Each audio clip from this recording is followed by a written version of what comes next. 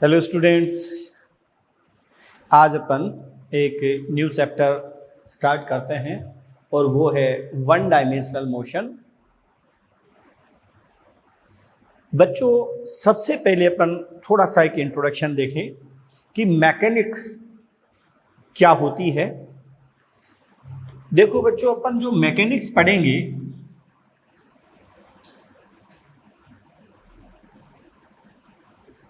Mechanics, जिसको हिंदी में अपन बोलते हैं यांत्रिकी, मैकेनिक्स बच्चों साइंस की वो ब्रांच है जिसमें अपन मोशन और मोशन के कॉजेज की स्टडी करते हैं। The branch of science in which we study about motion of a particle and causes of motion of the particle. ठीक है, अब इस मैकेनिक्स को बच्चों टू पार्ट्स में डिवाइड किया गया है। जो फर्स्ट पार्ट है, मैकेनिक्स क्या होती है आपको समझ में आ गया। Mechanics is the branch of science in which we study about motion and cause of motion. अब बच्चों इस मैकेनिक्स को टू पार्ट्स में अपन ने डिवाइड किया। फर्स्ट जो है वो आती है kinematics. Kinematics is the branch of mechanics in which we study about only motion of the particle, not about causes of motion of the particle। कुल मिला के क्या होगा बच्चों, अपने जो मैकेनिक्स की वो ब्रांच जिसमें केवल अपन मोशन के अबाउट स्टडी करेंगे, पार्टिकल की मोशन के बारे में स्टडी करेंगे, जैसे पार्टिकल की वेलोसिटी क्या होगी, पार्टिकल का डिस्प्लेसमेंट कितना होगा, पार्टिकल का एक्सीलरेशन कितना होगा, यानी केवल मोशन के अबाउट स्टडी करेंगे। लेकिन उसकी मोशन क्यों हो रही है, मोशन के कॉजेज, और मोशन का जो कॉज है वो क्या है बच्चों, फोर्स। यानी इसमें अपन फोर्स की स्टडी नहीं करेंगे। काइनेमेटिक्स में स्टडी करेंगे, केवल डिस्प्लेसमेंट के बारे में स्टडी करेंगे, वेलोसिटी के बारे में स्टडी करेंगे, एक्सीलरेशन के बारे में स्टडी करेंगे। कुल मिला के ओनली मोशन के अबाउट स्टेटमेंट करेंगे, मोशन के अबाउट स्टडी करेंगे, कॉज ऑफ मोशन की स्टडी नहीं करेंगे। तो काइनेमेटिक्स को कैसे डिफाइन करेंगे बच्चों, the branch of mechanics, the branch of mechanics in which we study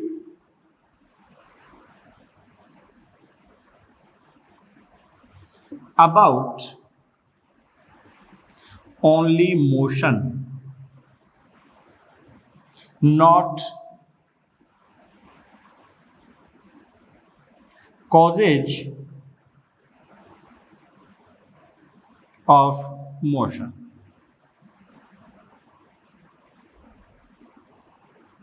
अपन केवल मोशन के अबाउट स्टडी करेंगे, कॉज ऑफ मोशन के बारे में स्टडी नहीं करेंगे। और कुल मिला के जो अपने 1D 2D है, 1D है 2D है, one dimensional and two dimensional जो मोशन है वो इसके अंडर आएंगी, जिसमें अपन क्या करेंगे, डिस्प्लेसमेंट की स्टडी करेंगे, डिस्टेंस के बारे में स्टडी करेंगे, वेलोसिटी के बारे में स्टडी करेंगे, एक्सीलरेशन के बारे में स्टडी करेंगे, लेकिन अपन फोर्स के बारे में स्टडी नहीं करेंगे। तो अब क्या होगा बच्चों, इसके बाद आती है dynamics.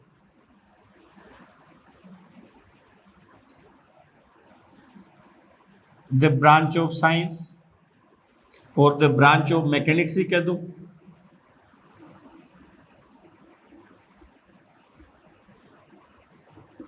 In which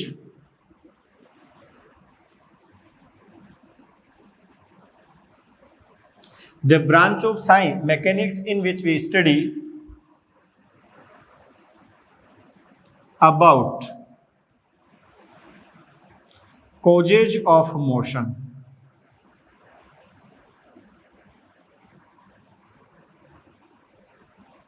known as dynamics। और इसमें अपन क्या करेंगे, जैसे इसमें NLM Newton's law of motion, friction,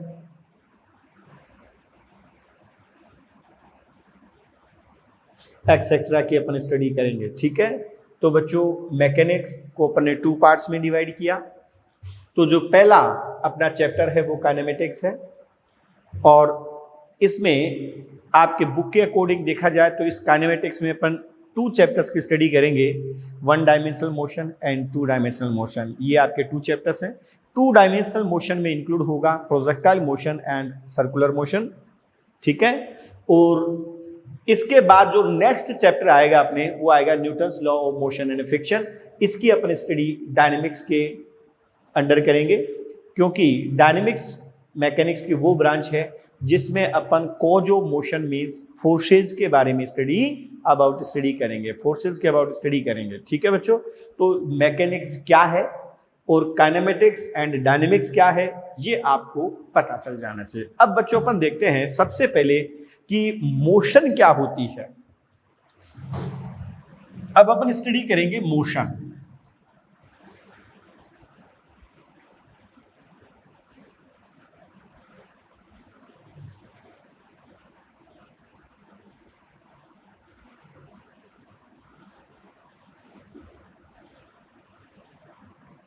motion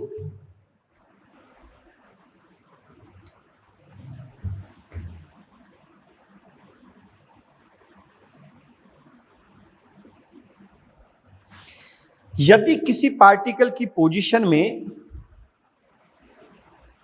reference frame of reference के विद रेस्पेक्ट में अगर उसकी पोजीशन रेगुलरली कंटिन्यूअसली चेंज हो रही हो, यदि किसी पार्टिकल की पोजीशन फ्रेम ऑफ रेफरेंस के रेस्पेक्ट में रेगुलरली और कंटिन्यूअसली चेंज हो रही हो, तो पार्टिकल को अपन क्या कहेंगे, मोशन भी कहेंगे। Particle will be in motion, we can say that particle will be in motion if its position changes regularly और continuously with respect to frame of reference. किसी भी फ्रेम ऑफ रेफरेंस के respect में यदि किसी particle की position में continuous change हो रहा हो, तो इसे अपन क्या कहेंगे, मोशन कहेंगे। ठीक है बच्चों, अब देखो मोशन को डिस्क्राइब करने के लिए फ्रेम ऑफ रेफरेंस और ऑब्जर्वर का जो होना है वो एसेंशियल है बच्चों।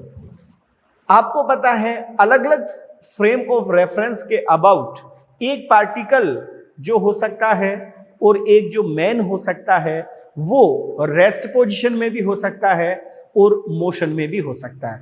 जैसे अपन एक सिंपल केस की स्टडी करें, जैसे सपोज करो कि अपन कार से अपने घर से कार में बैठकर सपोज करो अपन जयपुर गए, तो यदि मान लो अपने होम को, अपने हाउस को या अपने मकान को बच्चों अगर अपन रेफरेंस मान लेते हैं, तो अपनी पोजीशन निश्चित रूप से चेंज होगी। आज जैसे मान लो अपन 50 किलोमीटर दूर जयपुर में स्थित हैं, तो अपनी पोजीशन निश्चित रूप से किसके रेफरेंस में, अपना जो हाउस है उसके रेफरेंस में देखा जाए तो अपनी मोशन हुई है, मैं ये कह सकता हूं। ठीक है, लेकिन अगर मान लो मैं कार के रेस्पेक्ट में देखता हूं, फ्रेम ऑफ रेफरेंस अगर मैं कार को मानता हूं, तो मैं कार में जिस पोजीशन में जहां बैठा हुआ था जयपुर पहुंचने पर भी मैं वहीं बैठा हुआ हूं। तो कार के रेस्पेक्ट में कोई मोशन नहीं हुई है। अगर कार के रेस्पेक्ट में देखें तो अपनी पोजीशन में कोई चेंज नहीं हो रहा। जिस पोजीशन पे अपन पहले घर से बैठकर गए थे और जयपुर पहुंचने पर भी वही पोजीशन अपनी है, इसका मतलब कार के रेस्पेक्ट में अपनी कोई मोशन नहीं है। लेकिन अपने घर के रेस्पेक्ट में, हाउस के रेस्पेक्ट में अगर अपन देखते हैं तो अपनी पोजीशन चेंज हो रही है। इसका मतलब यह है कि किसी भी मोशन को एनालिसिस करने के लिए frame of reference and observer जो होते हैं वो एसेंशियल होते हैं। अलग अलग फ्रेम ऑफ रेफरेंस के रेस्पेक्ट में एक ही पार्टिकल की जो मोशन होती है वो डिफरेंट हो सकती है, उसका डिस्प्लेसमेंट डिफरेंट हो सकता है, उसकी डिस्टेंस ट्रेवल्ड जो है वो डिफरेंट हो सकती है। तो फ्रेम ऑफ यानी मोशन जो होती है वो कभी भी बच्चों एब्सोल्यूट नहीं होती, it depends on frame of reference and observer. तो बच्चों ध्यान देने वाली बात है, continuous change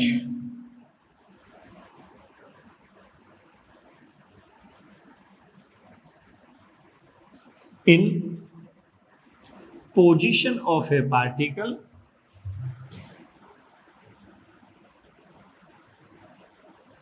continuous change in position of a particle with respect to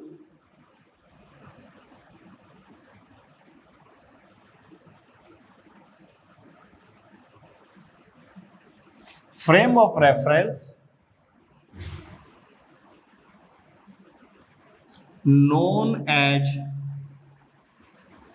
motion. Continuous change in position of a particle with respect to frame of reference known as motion. ठीक है,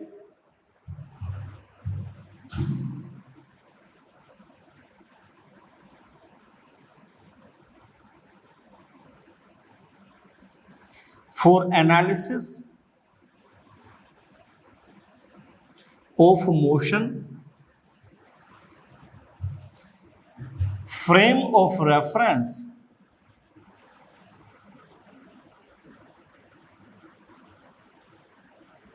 and observer are essential.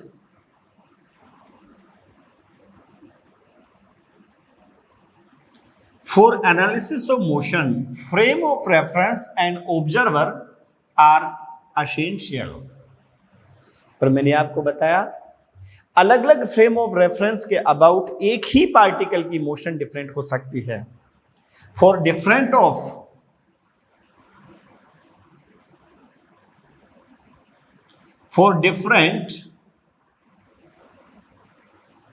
Frame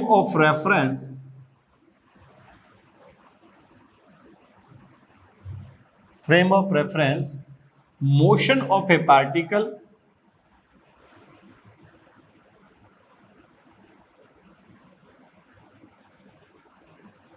may be different. For different frame of reference, motion of a particle may be different. Different frame of reference के लिए एक ही particle की motion जो हो सकती है वो डिफरेंट हो सकती है। ठीक है बच्चों, आगे अपन देखते हैं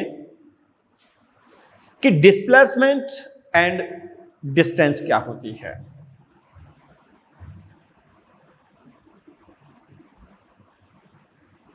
Distance and displacement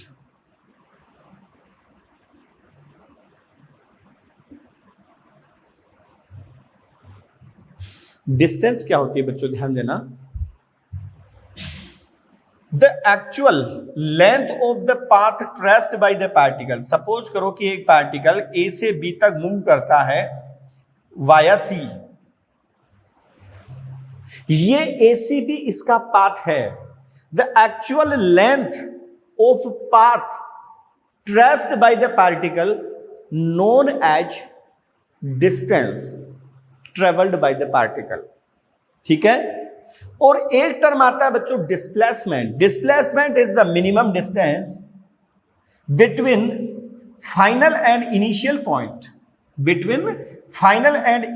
point known as displacement, and it is a vector quantity having direction initial to final point. Displacement एक वेक्टर क्वांटिटी है बच्चों जिसकी डायरेक्शन क्या होती है, इनिशियल पॉइंट से फाइनल पॉइंट की ओर होती है। तो डिस्टेंस को कैसे डिफाइन करेंगे, the actual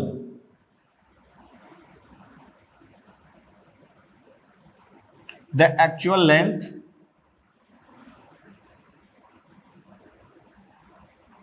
of path. The actual length of path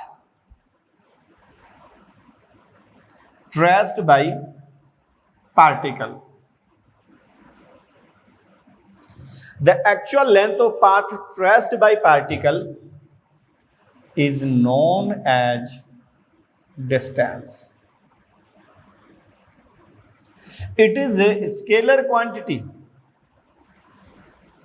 It is a scalar quantity. It depends on final and initial point, in final and initial position, as well as on path. It depends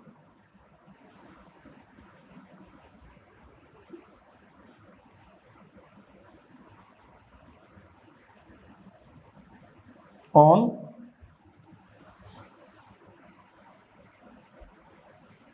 final and initial position,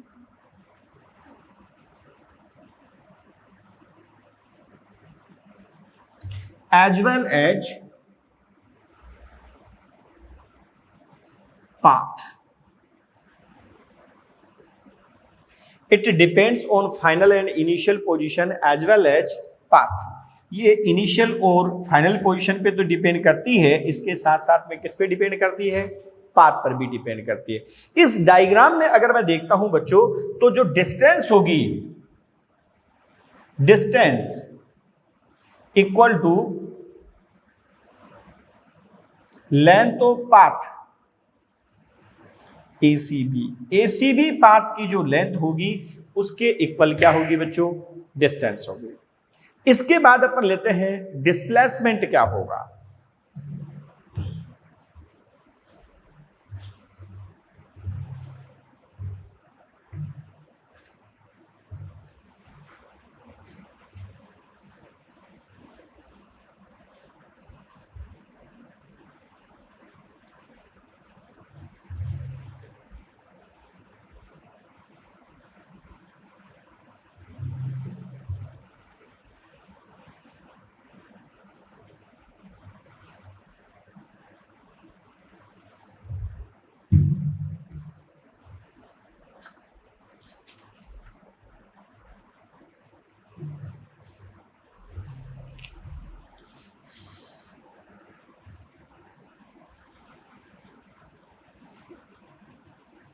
ये अभी अपन ने देखा बच्चों, particle A to B move करता है इस ACB path के through, तो ये जो डैश लाइन अपने है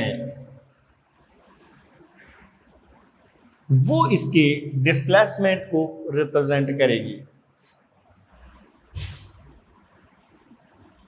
यानी displacement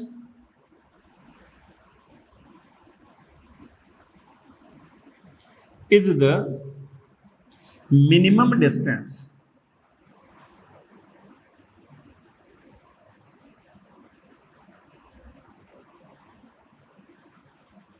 between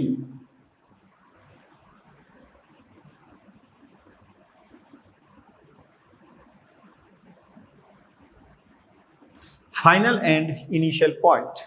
Displacement is the minimum distance between final and initial point. It is a vector quantity.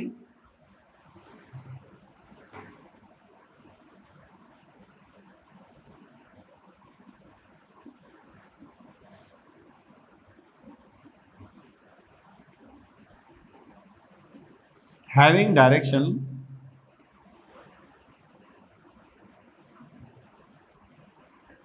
initial to final point.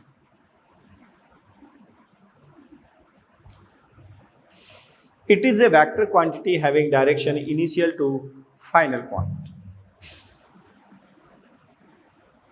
ठीक है बच्चों। अब सबसे पहले एक पॉइंट बच्चों अपने पहले रह गया कि वन डायमेंशनल मोशन से आप क्या समझते हैं, what do you means by one dimensional motion. एक बार ये देख लें अपन पहले, वन डायमेंशनल मोशन से मतलब क्या है। मोशन अपन ने देखा, और ये पहले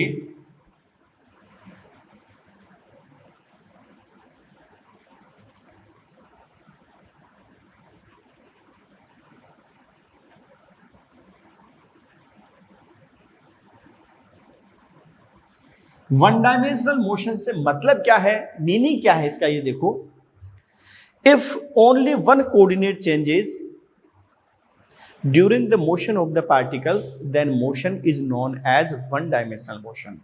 या मैं ऐसे कह सकता हूं, only one coordinate axis required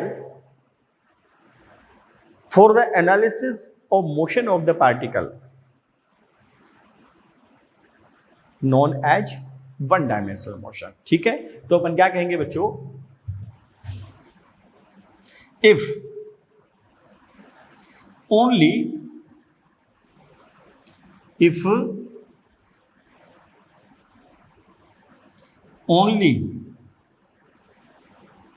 one coordinate if only one coordinate changes during motion of the particle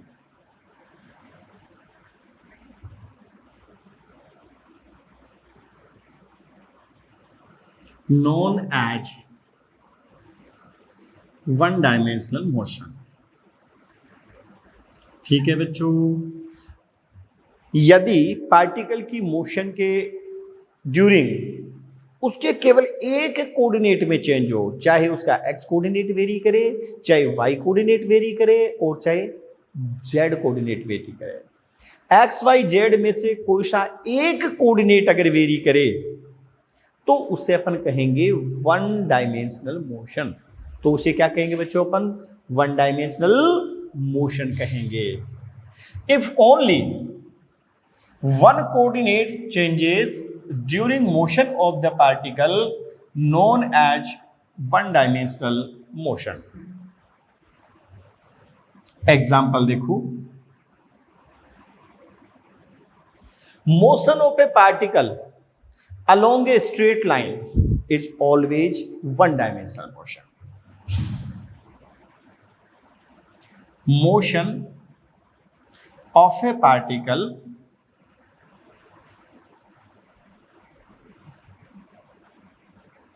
along a straight line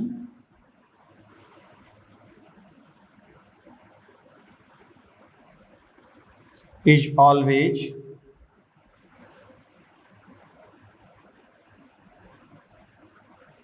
one dimensional motion, one D motion. ठीक है बच्चों, अब लेकिन इसमें भी बच्चों कई बार बच्चा ऐसे सोचता है और यहां पे कंफ्यूज क्रिएट होता है कि सपोज करो कि ये लाइन ऐसी है और वो बच्चा ये देखता है कि जब पार्टिकल यहां पर है तो एक्स कोऑर्डिनेट ये होगा, और जब यहां हुआ तो एक्स कोऑर्डिनेट भी चेंज हो गया, वाई भी चेंज हो गया, इधर गया तो एक्स और वाई दोनों चेंजेस हो रहे हैं, तो फिर ये तो टू डायमेंशनल मोशन होनी चाहिए because x and y both coordinate are changes.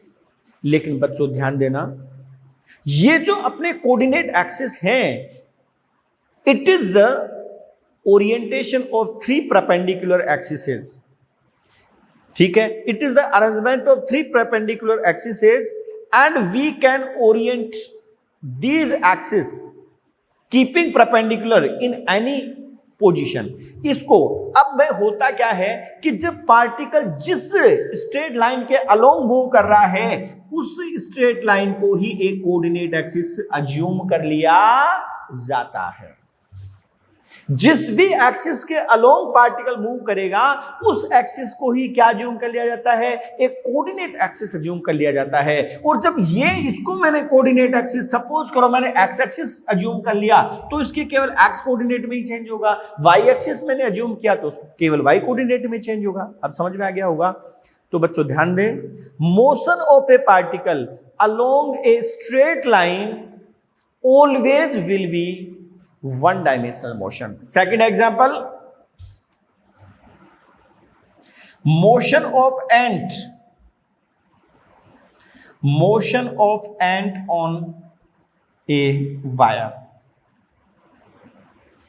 किसी तार पे चींटी की मोशन, एंट की जो मोशन है, motion of an ant, motion of an ant on a wire, motion of train on a straight railway track, motion of a train on straight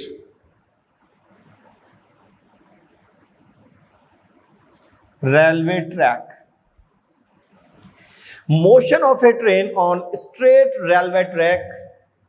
ध्यान देना बच्चों, रेलवे ट्रैक स्ट्रेट होना चाहिए, अदरवाइज मोशन वंडी नहीं होगी. Motion of a body under gravity, motion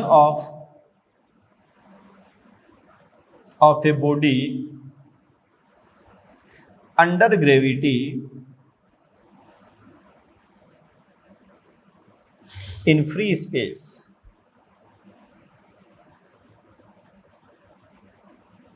free space में gravitation के under किसी बॉडी की जो मोशन होगी वो भी कैसी होगी, वन डायमेंशनल मोशन. तो ये एग्जांपल्स हैं, 1D के एग्जांपल्स हैं. तो बच्चों वन डायमेंशनल मोशन जो अपने चैप्टर का नाम है, ठीक है, तो वन डायमेंशनल मोशन जो अपन को स्टडी करनी है, तो वन डायमेंशनल मोशन से क्या मीनिंग है ये आपके समझ में आ गया होगा.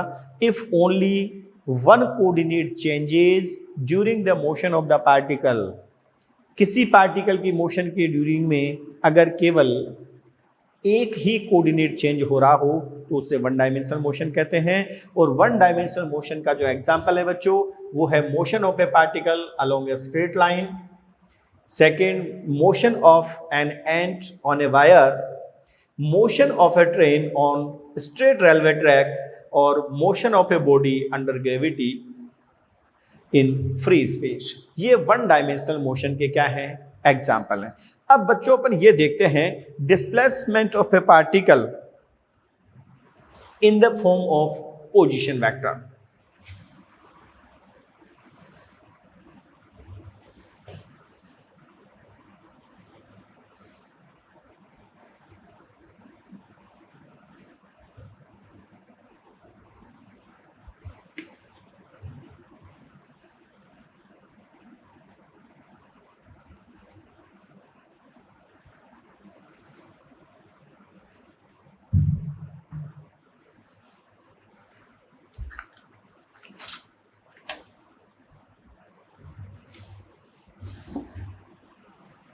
Displacement of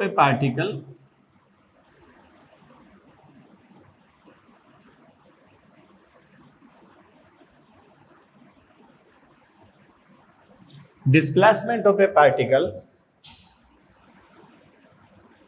in terms of position vector.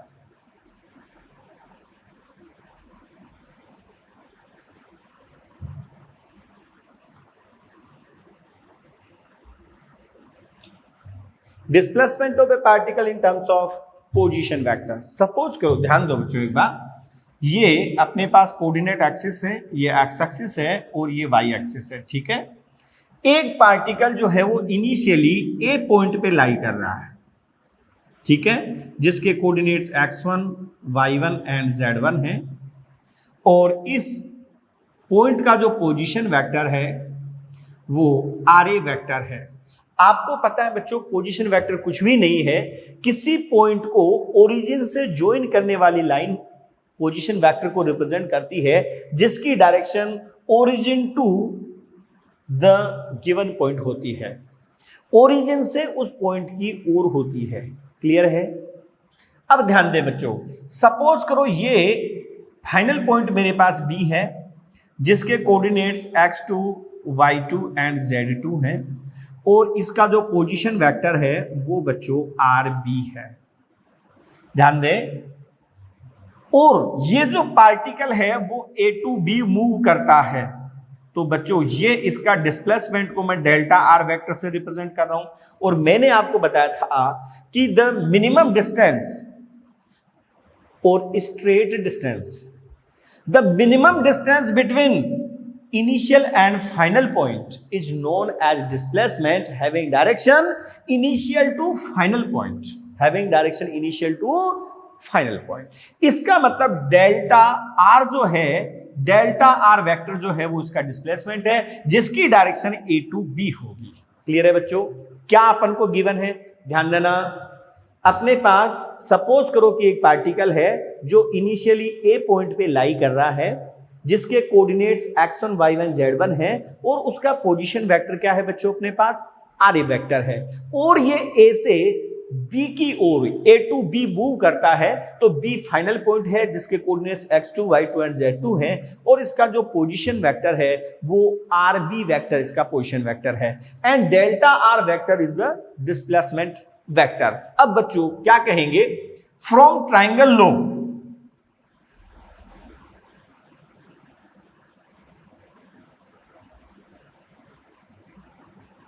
From triangle law, triangle law में क्या होगा बच्चों?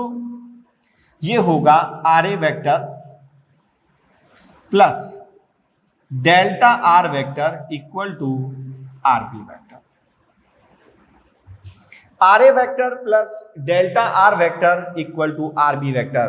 कैसे लगाया अपने? ट्राइंगल लो अप्लाई किया। If two vectors represents two sides of a triangle in the same order, then third side of the triangle will represent resultant vector in the opposite side.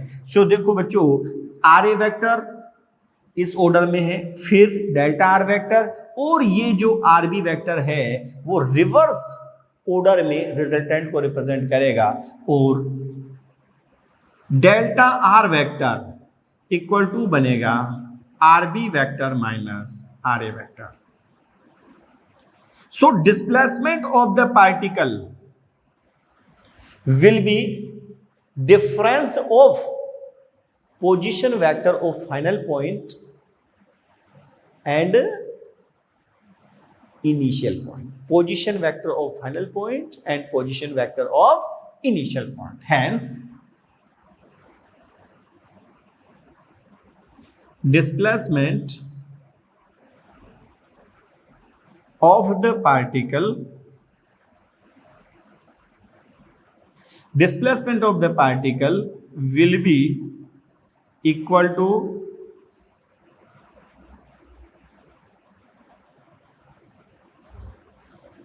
difference of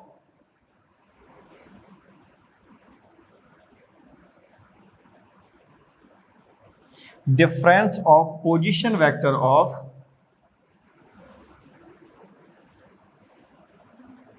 final and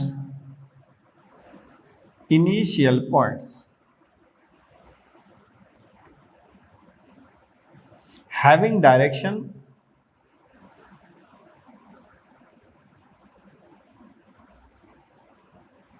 initial to final point.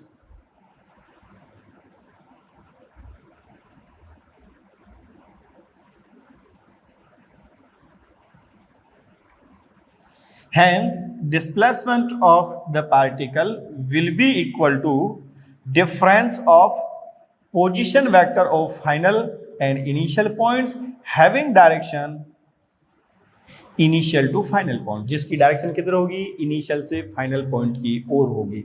अब सबसे पहले तो बच्चों ये है कि अपन क्या करेंगे, इस ए पॉइंट का पोजीशन वेक्टर लिखेंगे और आपको पोजीशन वेक्टर लिखना मैंने आपको वेक्टर में भी बताया है। क्या करते हैं? एक्स कोऑर्डिनेट को आई कैप से मल्टीप्लाई करते हैं, वाई कोऑर्डिनेट को जे कैप से मल्टीप्लाई करते हैं और जेड कोऑर्डिनेट को के कैप से मल्टीप्लाई करते हैं। तो बच्चों आर ए वेक्टर मैं कैसे लिखूंगा? R a vector equal to will be equal to x1 into i cap plus y1 into j cap plus z1 into k cap. ऐसे लिखते हैं पोजीशन वेक्टर। x कोऑर्डिनेट को आई कैप से multiply करेंगे, y coordinate को j cap से और z coordinate को के कैप से। इसी टाइप से बच्चों जो आर बी वेक्टर होगा वो क्या बनेगा? x2 आई कैप प्लस y2 जे कैप प्लस z2 के कैप। ठीक है, और डेल्टा आर वेक्टर जो बनेगा वो बनेगा x2 minus x1 into i cap plus y2 minus y1 into j cap plus z2 minus z1 into k cap. Delta r vector जो होगा वो किसके इक्वल आएगा? x2 minus x1 into i cap, y2 minus y1 into j cap, z2 minus z1 into k cap. और मैं इसका अगर magnitude निकालना चाहता हूं तो किसी भी वेक्टर का मैग्नीट्यूड कैसे निकालते हैं, आई कैप के कोफिशिएंट का स्क्वायर प्लस जे कैप के कोफिशिएंट का स्क्वायर प्लस के कैप के कोफिशिएंट का स्क्वायर। तो क्या होगा बच्चों, इसका मैग्नीट्यूड निकालेंगे तो बनेगा x2 माइनस x1 का square plus y2 minus y1 का square plus z2 minus z1 के स्क्वायर का रूट। ये अपने पास इसका क्या जाएगा बच्चों, मैग्नीट्यूड आ जाएगा। ठीक है, अब ध्यान दें बच्चों, जो डिस्प्लेसमेंट होता है वो केवल इनिशियल एंड फाइनल पोजीशन पे डिपेंड करता है, इंटरमीडिएट पॉइंट्स पर डिपेंड नहीं करता है। अब चाहे particle A to b straight move करे और चाहे वो ऐसे पाथ से मूव करता हुआ जाए, सपोज करो कि ये पॉइंट पी पार्टिकल इस पी है जिसके coordinates x y and z है, तो चाहे ये ए से बी की ओर ये इधर मूव करे डायरेक्ट स्ट्रेट लाइन पाथ पे, और चाहे ए टू बी ये इस टाइप से मूव करेगा। ध्यान देना बच्चों, डिस्प्लेसमेंट दोनों ही केसेस में क्या होगा, सेम। हाँ, डिस्टेंस जो है इस केस में जब स्ट्रेट लाइन पाथ में मूव करेगा तो डिस्टेंस और डिस्प्लेसमेंट का मैग्नीट्यूड सेम आ जाएगा, लेकिन इस केस में डिस्प्लेसमेंट क्या हो जाएगा बच्चों, डिस्प्लेसमेंट तो ये स्ट्रेट लाइन ही रहेगी लेकिन डिस्टेंस चेंज हो जाएगी। तो आपको पता है कि जो डिस्प्लेसमेंट ऑफ द पार्टिकल है वो केवल इनिशियल एंड फाइनल पॉइंट पर डिपेंड करेगा, इंटरमीडिएट पॉइंट्स पर डिपेंड नहीं करेगा। जैसे मैं एक क्वेश्चन देता हूं आपको, ध्यान देना बच्चों, बहुत ही अच्छा क्वेश्चन है।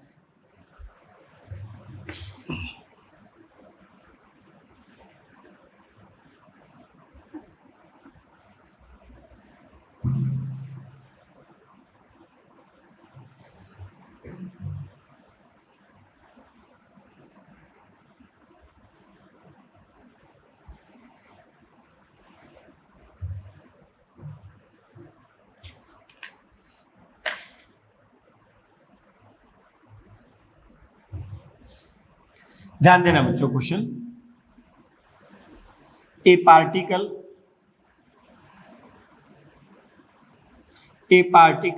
Move from point P, A particle move from point P 1 2 3 two point Q 2 4 6. A particle move from point P 1 2 3 to point 2 4 6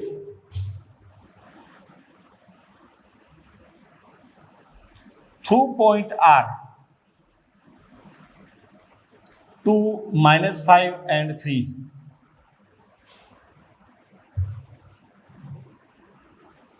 Then find out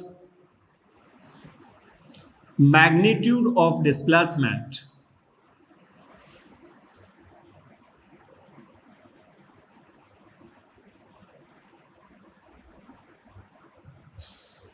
a particle move from point P 1 2 3 to point Q 2 4 6 through point R। अब ध्यान देना बच्चों, suppose करो मैं ये कहना चाह रहा हूं कि ये मेरे पास P पॉइंट है और ये फाइनल पॉइंट मेरे पास Q है और ये R में से पहले सपोज करो कि इधर गया एंड बाद में ये इधर गया, तो इसका डिस्प्लेसमेंट क्या होगा।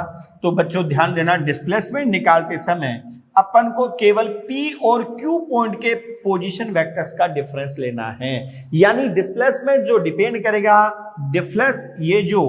डिस्प्लेसमेंट जो डिपेंड करेगा वो केवल P एंड Q पॉइंट के कोऑर्डिनेट्स पे डिपेंड करेगा, इस R पॉइंट के कोऑर्डिनेट्स पर बिल्कुल भी डिपेंड नहीं करेगा। तो मैं क्या लिखूंगा बच्चों, जो डिस्प्लेसमेंट डेल्टा R वेक्टर होगा वो बनेगा x2 minus x1 into i cap plus y2 minus y1 into j cap plus z2 minus z1 into k cap. अब ध्यान दें बच्चों, x2 अपन को केवल P एंड Q लेना है, x2 की वैल्यू 2, तो ये बनेगा 2 minus 1 into i cap plus 4 minus 2 into j cap plus 6 minus 3 into k cap, और ये बनेगा आई कैप प्लस 2 जे कैप प्लस 3 के कैप। ये मेरे पास बना डेल्टा आर वेक्टर। और इसका अगर मैग्नीट्यूड लेते हैं, डेल्टा आर का मैग्नीट्यूड, तो ये होगा 1 का स्क्वायर प्लस 2 का स्क्वायर प्लस 3 का स्क्वायर का रूट, और ये बनेगा 1 प्लस 4 प्लस 9, और ये बनेगा रूट 14। डिस्प्लेसमेंट का जो मैग्नीट्यूड होगा वो कितना होगा बच्चों? रूट 14। नेक्स्ट क्वेश्चन,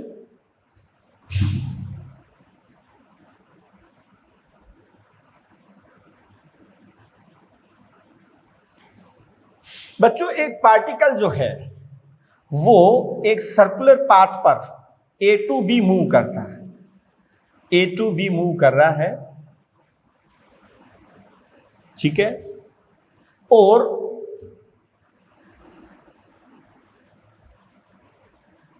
इस सर्कुलर पाथ की जो रेडियस है वो 10 मीटर है। आपको क्या करना है?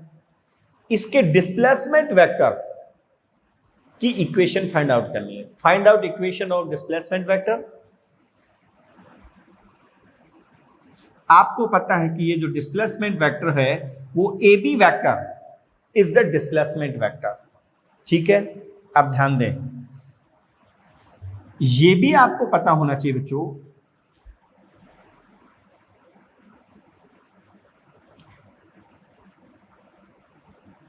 ये ओ ए वेक्टर फ्रॉम ट्राइंगल लो क्या कह सकता हूं मैं? ध्यान दें, from triangle low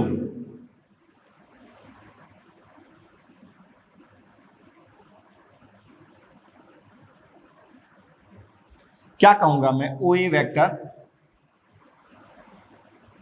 plus a b vector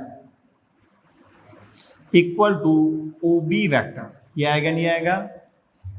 ये देखो, o a vector and a b vector एक ट्राइंगल की टू साइड्स को सेम ऑर्डर में रिप्रेजेंट कर रही हैं, तो ये जो third side o b vector जो होगा वो रिजल्टेंट को रिप्रेजेंट करेगा, और ए बी वेक्टर जो डिस्प्लेसमेंट वेक्टर जो है बच्चों वो कौन सा है? ए बी वेक्टर, और ये बनेगा ओ b vector minus O a vector, और ये बनेगा 10 इंटू जे कैप। ये तो इसका मैग्नीट्यूड हो गया, रेडियस के इक्वल मैग्नीट्यूड होगा, ये 10 मीटर होगा और ये भी बच्चों 10 मीटर होगा। तो क्या कहेंगे आप? 10 जे कैप माइनस 10 आई कैप। ये इसका डिस्प्लेसमेंट वेक्टर हो गया, ये इक्वेशन ऑफ डिस्प्लेसमेंट वेक्टर हो गई। अब बच्चों इसका मैग्नीट्यूड चाहिए मेरे को, a b. Magnitude of displacement vector will be equal to 10 का स्क्वायर प्लस 10 के स्क्वायर का रूट आ जाएगा, और ये बनेगा 10 रूट 2 मीटर। ये बच्चों अपने पास डिस्प्लेसमेंट आ गया। अब आपसे ये पूछ सकता है, find out angle between displacement vector, find out angle of displacement vector, angle of displacement vector from the positive x axis. ये एंगल थीटा चाहिए बच्चों। सपोज करो कि ये जो एंगल है वो फाई है, एंड tan फाई की जो वैल्यू बनेगी वो बनेगी 10/10, और ये आ जाएगी 1। इंप्लाई फाई की जो वैल्यू होगी वो क्या हो जाएगी बच्चों? 45 डिग्री हो जाएगी। एंड थीटा की वैल्यू क्या होगी? ये होगी 180 minus 45 degree equal to 135 degree. Angle of the position vector, ध्यान दो बच्चों, angle of the position vector with positive x axis will be equal to 135 degree, और इसका मैग्नीट्यूड ये हो जाएगा। अब इस क्वेश्चन में बच्चों अगर आपसे डिस्टेंस पूछता है, तो डिस्टेंस जो होगी वो ये जो सर्कुलर आर्क बन रहा है इसकी जो एक्चुअल लेंथ है, अब आपको पता है बच्चों ये क्वार्टर साइकिल बन रहा है, और क्वार्टर साइकिल बन रहा है तो इसकी जो लेंथ होगी वो होगी 1/4 ऑफ 2 पाई आर, और ये बन जाएगा बच्चों पाई आर बाई 2, और ये बनेगा पाई बाई 2, आर की जगह 10 है, और ये बन जाएगा बच्चों 5 पाई मीटर। तो distance travelled by the particle will be 5 pi metre, and displacement of the particle will be equal to 10 into √2 metre. अब बच्चों ध्यान देने वाली बात है कि जो पार्टिकल की जो डिस्टेंस और डिस्प्लेसमेंट में क्या रिलेशन हो सकता है, ये अपन को देखना था। वो आगे नेक्स्ट वीडियो में देखेंगे।